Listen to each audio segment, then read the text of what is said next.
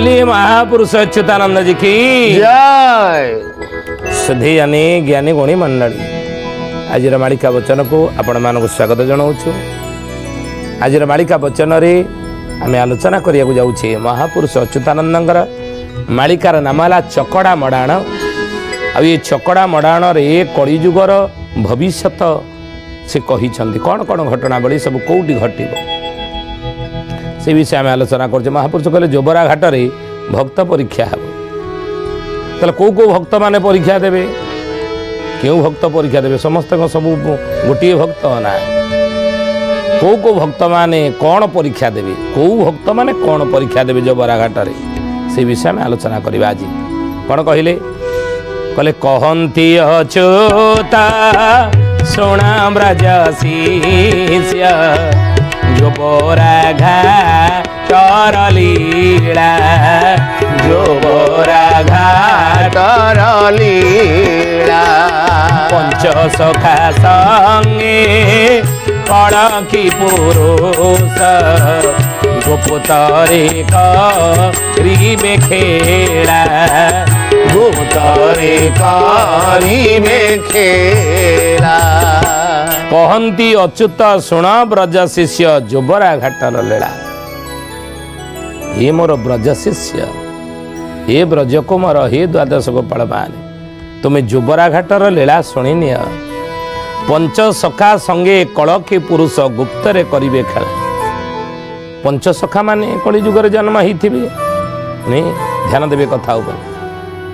पंच सखा माने हे ज्ञानी गुणी मंडली 600 वर्ष तले जन्म ग्रहण करते जेतबले पुरी रे गजपति राजा थिले प्रताप रुद्र देव जो समय चैतन्य महाप्रभु नदिया नवद्वीपरू श्रीक्षेत्र आसीते केते 1510 चैतन्य महाप्रभु आसीते 1510 ना श्रीक्षेत्र धाम पुरी की सुधी ने ध्यान दियंतु ये कथा उपरे।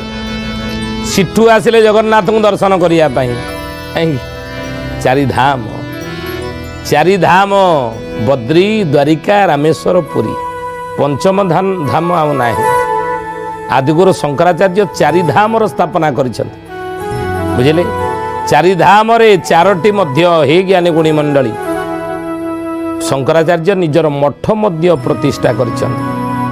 पूर्व रही गोवर्धन मठ चारि धाम रे चारिटा मठ आदिगुरु शंकराचार्यंकर कहीं पंचम मठ अच्छे ना पंचम धाम अच्छे ना तेणु आउ जदि पंचम धामर किए कल्पना करती ये विनाश काले विपरीत बुद्धि नुह कि ये विनाश काले विपरीत बुद्धि कहीं से जगतर नाथ जगन्नाथ महाप्रभु नीतिकांति संपूर्ण अलगा नहीं कहती दिने दिने चलुरे मो न होई भी दृश्य भोग सबू पोता है शुण पंडु शिष्य जो दिन नीतिकांतिर विभ्राट हुए जगन्नाथ महाप्रभु चलुरे दर्शन दियंते ना नव जेतबले प्रभुंकर नवकलेवर हुए से दैतापति सेवक माने वनजाग यात्रा करती एवं वनजाग यात्रा करी जानी माँ मंगला ठारू आज्ञामाल ग्रहण कला परे माँ मंगला स्वप्नादेश करती स्वप्नावर्ती मंत्र पाठ करती माँ मंगला स्वप्नादेश करती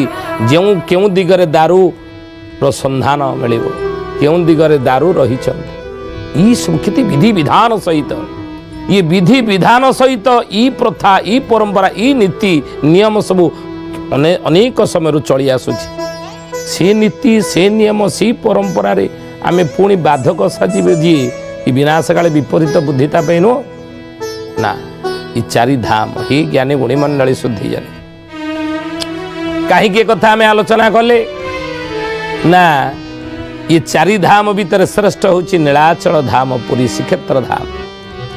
तेणु चैतन्य महाप्रभु चाहिए सी सेठारे मध्य बंगला गोटे तांको स्थान रे गोटे सी मध्य धाम करि परिथा जगन्नाथ को सेठी दर्शन करि परिथा।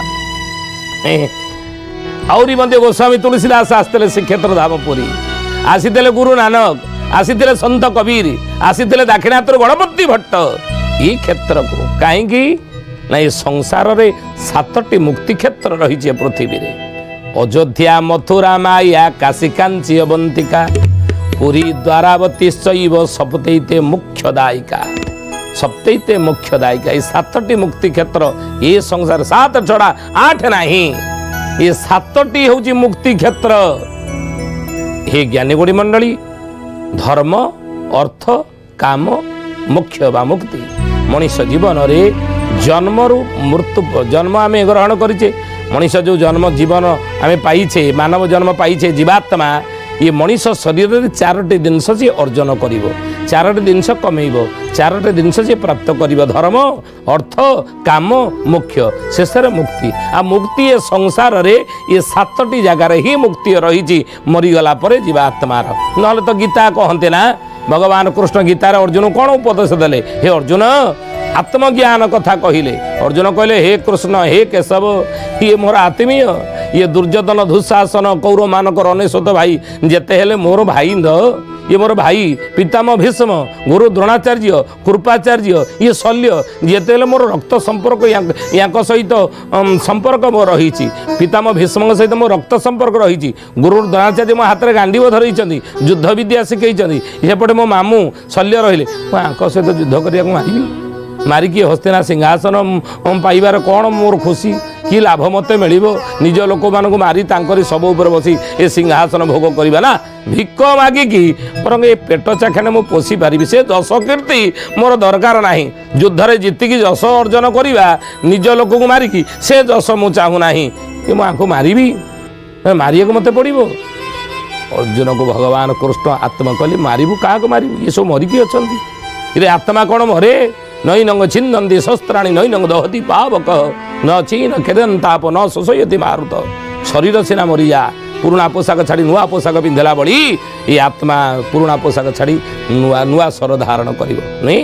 बोलिए महापुरुष अच्युतानंद जी की शुद्धि जानी ज्ञानी गुणी मंडली। आज मालिका वचन रे आम आलोचना करुचे विषय कौन ना, महापुरुष अच्युतानंद मालिकार नाम है चकड़ा मड़ाण। ये चकड़ा मड़ाण रे विषय कौन ना, भक्त माने परीक्षा देवे जोबरा घाटे कौ परीक्षा देवे से विषय आज अध्याय आम आलोचना करुचे। आज आलोचना आम करुचे। तेणु महापुरुष कहले कहले बाबू रे, तेणु आत्मा आमर आत्मा मरिब नाही, पुणी पुनर्बार जन्म हम। किंतु ये संसार रे पृथ्वी रे 7टी जगार मले आत्मार पुनर्जन्म हेब नाही, आउ जन्म ग्रहण करिब नाही। पुनरपि जननम पुनरपि मरणम पुनरपि जठनी जननी जठरे शयनम आदि गुरु शंकराचार्य कहले। किंतु आउ आत्मा जन्म ग्रहण करिब नाही, 7टी जगार मृत्युवरण कले। तन्मध्यरु 7टी जगा भितरु पुरी हेउची नीलाचल धाम हेउची श्रेष्ठ नहीं। कहीं ना जले च बदरिश्चैव स्थलेश्च गोकुलं तथा जले स्थले चांतरिक्षे मुक्ति श्री पुरुषोत्तमे। बद्रिकारे अलकानंदारे जलरे यदि कहार मृत्युवरण हुए ताले आत्मा पुनर्जन्म पाइब नहीं, मुक्ति पाइब। स्थल भागरे गोकुल वृंदावन रे सेठी स्थल भागरे यदि कहार मरण हो गला आत्मा पुनर्जन्म पाइब नहीं, मुक्ति हो एक शास्त्र कहती। किंतु जलरे हेउ स्थलरे हेउ अंतरिक्षरे हेउ जोटी यदि कहार मरण हो जाए से आत्मा मुक्ति पाइब, आत्मार पुनर्जन्म हेब नहीं। से क्षेत्र हूँ कौटा नीलाचल धाम पुरी, श्रीक्षेत्र धाम पुरी। तेणु हे ज्ञानी गुणी मंडली अच्युतानंद महापुरुष से कथा कहते से अनेक सन्थ अनेक महात्मा अनेक साधु माने यही क्षेत्र को जीवन शेष समय अतिबाहित करने यही क्षेत्र में बीतवाई दौड़ी आसी पहुँच जाइए। तेणु ये हूँ श्रेष्ठ महापुरुष कहले जो चैतन्य महाप्रभु नदिया नवद्वीपरू श्रीक्षेत्र आसीथिले 1510 रे सही समय थिला उत्कल पंच सखा मानकर जुग बुझे से माने 600 वर्ष तलू चली गलानी।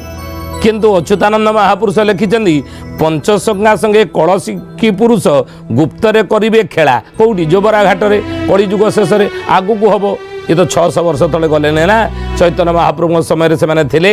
चैतन्य महाप्रभुंकर एमाने चैतन्यंकर पंचसखा ध्यान देवे ये कथा ये हूँ पुरातन जुगर पंचसखा अच्युत अनंत जशवंत जगन्नाथ बलराम। किंतु आधुनिक जुगर पंचसखा होचने कि ना गोदावरीश मिश्र गोपबंधु दास हरिहर मिश्र एमाने सब होचंदी आधुनिक जुगर पंचसखा।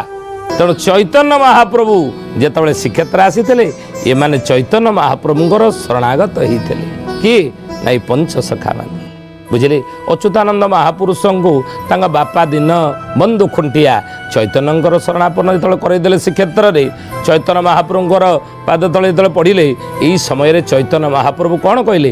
ସନାତନ ଗୋସାଇଁ ନାମକ ଜଣେ ଶିଷ୍ୟକୁ କହିଲେ ଅଚ୍ୟୁତଙ୍କୁ କର୍ଣ୍ଣମନ୍ତ୍ର ଦିଅ। ବଟ ମୂଳରେ, କଳ୍ପ ବଟ ମୂଳରେ ସନାତନ ଗୋସାଇଁ ଅଚ୍ୟୁତାନନ୍ଦ ମହାପୁରୁଷଙ୍କୁ ଦୀକ୍ଷିତ କରାଇଥିଲେ। ଏ କଥା ମହାପୁରୁଷ ମାଳିକାର ନାମ ଶୂନ୍ୟ ସଂହିତାରେ ଲେଖିଛନ୍ତି।